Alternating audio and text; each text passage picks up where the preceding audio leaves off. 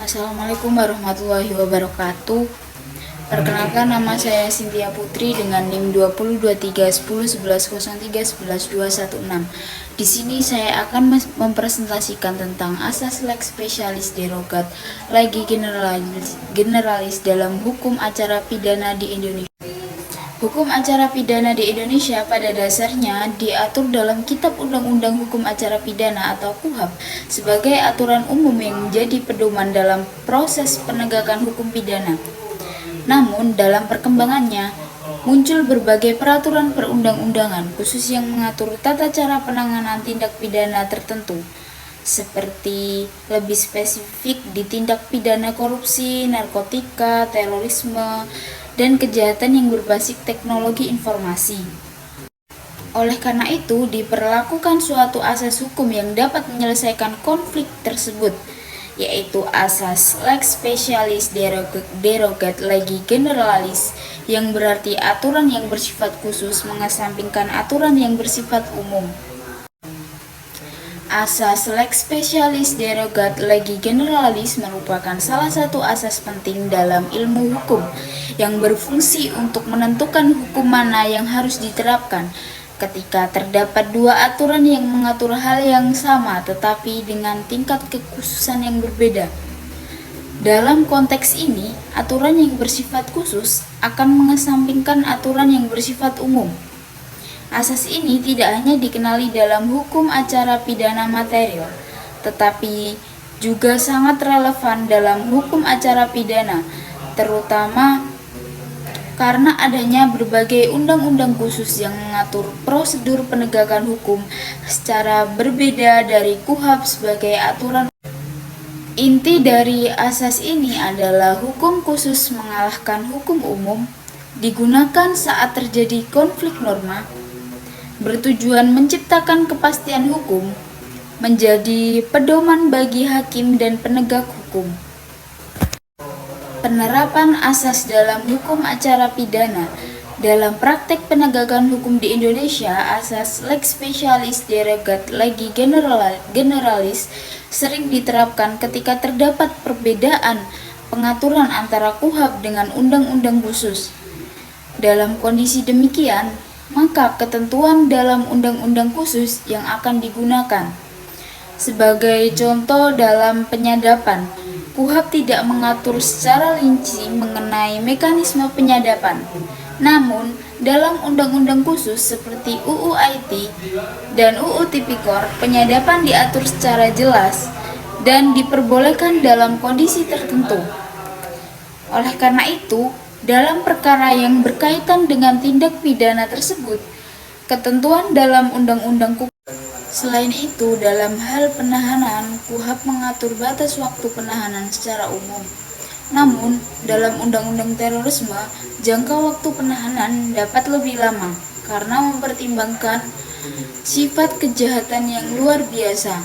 Hal ini menunjukkan bahwa aturan khusus dapat menyimpangi aturan umum. Bentuk penerapan meliputi penyadapan yang diatur dalam undang-undang khusus, perpanjangan masa penahanan, penggunaan alat bukti elektronik, prosedur penyidikan yang berbeda. Syarat penerapan asas lex specialis. Meskipun asas ini penting, penerapan tidak boleh sembarangan dan harus memenuhi beberapa syarat agar tidak menimbulkan ketidakpastian hukum. Asas ini hanya dapat diterapkan apabila benar-benar terdapat konflik antara dua aturan yang mengatur hal yang sama. Syarat penerapannya antara lain: 1. Terdapat dua aturan yang mengatur objek yang sama, salah satunya bersifat umum dan lainnya bersifat khusus. Terjadi konflik atau perbedaan pengaturan. Aturan khusus lebih spesifik dan relevan, tidak bertentangan dengan peraturan yang lebih tinggi. Dalam praktek peradilan, penerapan asas ini dapat dilihat dalam berbagai kasus, salah satunya adalah kasus tindak pidana korupsi. Dalam penanganan perkara korupsi, Komisi Pemberantasan Korupsi memiliki kewenangan khusus seperti melakukan penyadapan dan teknik penyidikan terhadap tertentu yang tidak diatur dalam KUHAP.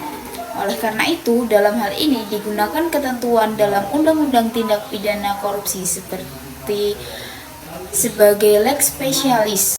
Contoh lainnya adalah dalam perkara yang berkaitan dengan teknologi informasi, di mana alat elektronik seperti email, rekaman digital, dan pesan singkat dapat dijadikan alat bukti yang sah berdasarkan UU IT. Meskipun dalam KUHP pengaturan mengenai hal tersebut tidak dijelaskan secara rinci. Pendekatan hakim dalam menerapkan asas ini adalah dalam praktik peradilan. Hakim tidak otomatis langsung menerapkan asas lex specialis. Ada beberapa pendekatan yang biasanya digunakan. A. Penafsiran sistematis. Hakim melihat keseluruhan sistem hukum, tidak hanya satu pasal saja. Penafsiran teleologis atau tujuan.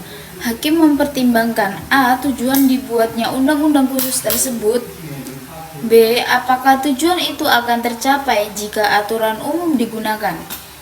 Penafsiran gramatikal. Melihat makna kata secara literal, apakah benar aturan tersebut memang khusus? Jadi, penerapan asas ini tidak mekanis, tetapi membutuhkan analisis. Hubungan dengan KUHP adalah hukum acara pidana umum yang berlaku untuk semua tindak pidana kecuali ditentukan lain. Namun dalam praktiknya, KUHP sering disisihkan oleh undang-undang khusus, tetapi tidak sepenuhnya ditinggalkan. Artinya, jika dalam UU khusus tidak mengatur, maka kembali ke KUHP. Jadi sifatnya melengkapi. Contohnya, Undang-Undang Tipikor tidak mengatur semua prosedur, maka tetap menggunakan KUHP untuk bagian yang kosong. Lex specialis tidak menghapus lex generalis, tapi hanya mengesampingkan sebagian. Contoh lebih kompleks dalam praktek. Contoh 1 adalah korupsi plus pencucian uang. Seseorang melakukan korupsi dan hasilnya dicuci melalui sistem keuangan. Maka berlaku UU Tipikor untuk korupsinya, UU TPPU untuk pencucian uangnya. Ini disebut multi-layer lex specialis, beberapa aturan khusus sekaligus. Contoh 2, narkotika dengan KUHP. Pelaku penyalahgunaan narkotika dalam KUHP bisa dipidana, dalam UU narkotika bisa direhabilitasi. Maka yang digunakan adalah UU narkotika sebagai lex specialis. Contoh 3, pelanggaran HAM berat. Diatur dalam KUHP, tapi juga diatur dalam Undang-Undang Pengadilan HAM. Prosedurnya berbeda, ada pengadilan khusus, ada mekanisme tertentu. Dalaman asas lex specialis dalam praktek hukum acara pidana. Dalam praktek peradilan pidana di Indonesia, asas lex specialis derogat legi generalis tidak hanya berhenti pada tataran teori, tetapi benar-benar menjadi pedoman bagi aparat penegak hukum, baik penyidik, penuntut umum maupun hakim dalam menaungi suatu perkara. Hal ini karena banyak undang-undang di Indonesia yang mengatur hukum acara pidana secara khusus di luar KUHP. Sebagai hukum acara pidana umum, KUHP memang menjadi dasar utama dalam proses penegakan hukum pidana. Namun dalam perkembangannya muncul berbagai tindakan pidana khusus yang memiliki karakteristik berbeda, seperti kejahatan yang bersifat kompleks, lintas negara, melibatkan teknologi atau memiliki dampak besar terhadap masyarakat. Oleh karena itu, dibutuhkan pengaturan khusus yang tidak cukup jika hanya menggunakan KUHP. Perluasan penerapan dalam berbagai undang-undang khusus. Selain tindak pidana korupsi, penerapan asas ini juga terlihat dalam berbagai undang-undang lain. Antara lain, tindak pidana narkotika. Dalam UU Nomor 35 Tahun 2009 tentang narkotika, terdapat ketentuan khusus seperti rehabilitasi bagi pecandu narkotika. Dalam KUHP tidak dikenal mekanisme rehabilitasi sebagai bagian dari proses pidana, tetapi dalam UU narkotika hal tersebut menjadi bagian penting. Maka ketentuan khusus ini mengesampingkan aturan umum KUHP. Tindak pidana pencucian uang atau TPPU. UU Nomor 8 Tahun 2010 memberikan mekanisme pembuktian terbalik terbatas yang tidak dikenal dalam KUHP. Dalam hal ini, terdakwa memiliki kewajiban untuk menjelaskan asal-usul harta kekayaannya. Tindak pidana terorisme. Dalam UU Nomor 5 Tahun 2018, aparat penegakan hukum diberikan kewenangan khusus seperti penangkapan dengan jangka waktu lebih lama dibanding KUHP. Hal ini karena sifat kejahatan terorisme yang luar biasa, sehingga membutuhkan penanganan yang juga luar biasa. Tindak pidana informasi dan transaksi elektronik UU IT mengatur alat bukti elektronik seperti alat bukti yang sah, yang kemudian juga diakui dalam perkembangan hukum acara pidana. Ini menunjukkan adanya perluasan alat bukti yang awalnya tidak secara eksplisit diatur dalam KUHP. Batasan penerapan asas lex specialis, walaupun asas ini memberikan keutamaan pada hukuman khusus, penerapannya tidak boleh dilakukan secara sembarangan. Terdapat beberapa batasan penting. Yang pertama, tidak boleh bertentangan dengan HAM. Setiap ketentuan khusus tetap harus menjunjung tinggi prinsip-prinsip HAM, seperti hak atas peradilan yang adil. Harus jelas ruang lingkupnya. Suatu undang-undang dapat disebut sebagai lex specialis jika secara tegas mengatur hal yang berbeda dalam dan spesifik dari hukuman umum. Tidak menghapus keseluruhan KUHP. Jika dalam undang-undang khusus tidak diatur, maka tetap kembali menggunakan KUHP sebagai hukum acara umum. Dengan kata lain, asas ini bersifat melengkapi dan mengkhususkan, bukan menggantikan secara total. Perkembangan jurisprudensi dan doktrin hukum.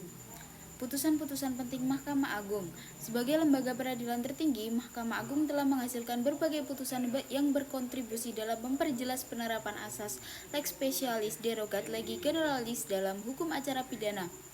Putusan-putusan tersebut menjadi pedoman dalam menentukan hukum mana yang harus diutamakan ketika terjadi konflik antara aturan hukum dan aturan khusus. Sebagai contoh, putusan MA nomor 1920 K/Pitsus/2009 menegaskan bahwa dalam perkara korupsi, Undang-Undang Pemberantasan Tindak Pidana Korupsi atau UU Tipikor dan Undang-Undang KPK berlaku sebagai hukum khusus yang mengesampingkan KUHP sebagai hukum umum. Selanjutnya, putusan MA nomor 2437 K/Pitsus/2011 memberikan penegasan bahwa apabila unsur-unsur tindak pidana korupsi telah terpenuhi, yakni adanya kerugian negara, perbuatan melawan hukum, serta adanya keuntungan bagi diri sendiri atau pihak lain, maka ketentuan dalam UU Tipikor harus diutamakan. Putusan Mahkamah Konstitusi. Mahkamah Konstitusi juga memberikan kontribusi penting dalam mengembangkan pemahaman terhadap asas lex specialis. Dalam putusan nomor 65/PUU 8/2010, MK menyatakan bahwa pembatasan terhadap hak terdakwa dalam undang-undang khusus dapat dibenarkan sepanjang dilakukan secara proporsional dan tidak menyentuh esensi hak asasi manusia yang dilindungi oleh konstitusi. Kemudian, melalui putusan nomor 21/PUU 12/2014, MK menetapkan standar baru dalam menetapkan tersangka, yaitu harus didasarkan pada minimal 2 alat bukti yang sah. Ketentuan ini tidak hanya berlaku secara umum, tetapi juga memiliki implikasi terhadap proses penyidikan dalam undang-undang khusus. Panduan Kelembagaan terkini, SEMA nomor 1 tahun 2026. Mahkamah Agung juga telah mengeluarkan surat edaran Mahkamah Agung nomor 1 tahun 2026 sebagai pedoman dalam mengimplementasikan KUHP dan KUHP tahun 2025. SEMA ini mengatur berbagai aspek termasuk ketentuan peralihan dan format amar putusan. Keberadaan SEMA tersebut menjadi acuan operasional bagi aparat peradilan dalam menentukan rezim hukum yang berlaku dalam suatu perkara, termasuk dalam menerapkan asas lex specialis. Perkembangan doktrin hukum. Dalam ranah akademik, perkembangan doktrin hukum juga memberikan warna terhadap penerapan asas lex specialis. Prof. Marjono Reksodiputro menekankan bahwa penggunaan asas lex specialis secara berlebihan berpotensi mengganggu kesatuan sistem hukum acara pidana nasional. Menurutnya, asas ini tidak boleh dipahami secara kebebasan tanpa batas untuk menyimpangi KUHP, melainkan tetap harus berlandaskan prinsip-prinsip negara hukum. Sejalan dengan itu, Dr. Indrianto Seno Aji berpendapat bahwa penerapan lex specialis khususnya dalam perkara korupsi harus dilakukan secara berkonteksional dan berorientasi pada tujuan pembentukannya, bukan sekedar untuk mempermudah praktik penegakan hukum.